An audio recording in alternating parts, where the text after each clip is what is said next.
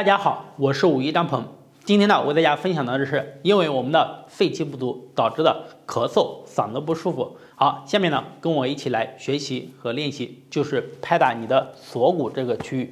锁骨呢，有我们的中府、云门啊，包括我们的肺经经过的位置。那我们把这拍通了，不光是肺经通了，同时对于我们的胸腔也是一个非常好的。这个拍呢，大家一定要记好，老师教的基本上不会让你们用太大的力气，你就跟着老师的学习，跟着老师的做，那么你收获才会更大。好，下面呢，跟我一起来。首先呢，我们坐在这里行，站在这里都可以找到你的两侧的锁骨啊，两侧不是光拍一边，左手呢拍右边，右手呢拍左边。好，跟着老师，好，调整一下呼吸，放松。好看，1、2、3、4、5、6。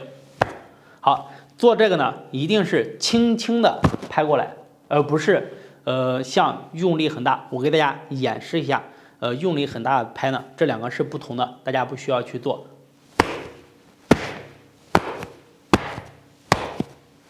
好，这是我们用力的拍打不一样，而且呢，拍。老师教的不用力，我们可以轻拍拍，它两个的收获是不同的。大家有心的话，你可以试一试用力的拍打和老师教的轻轻的拍，它两个有什么区别？当然了，我们用力拍打，它也会用到的，是根据情况不同来用的。一般情况下，我们去做锻炼、去做保养，都是轻轻的拍。好，回到正题，还是给大家讲拍套。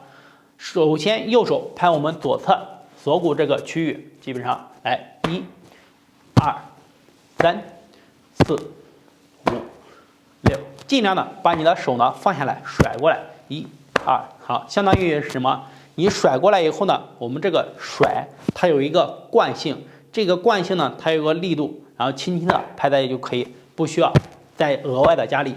好，轻轻的，很自然。第一个自然又好看。而且呢又舒服，你每天这样的话左右各拍100次，坚持做个1周以后呢，你就能感受到你的整个身体的变化，包括你的睡眠的变化。有一些人咳嗽、肺气不足导致的，你能拍个3天就会得到明显的减轻。这就是我们拍锁骨这个位置的方法，希望大家呢认真学习和练习。好，想学习更多的养生运动，可以点击左上角关注我，或者在视频下方点赞、评论、留言，谢谢。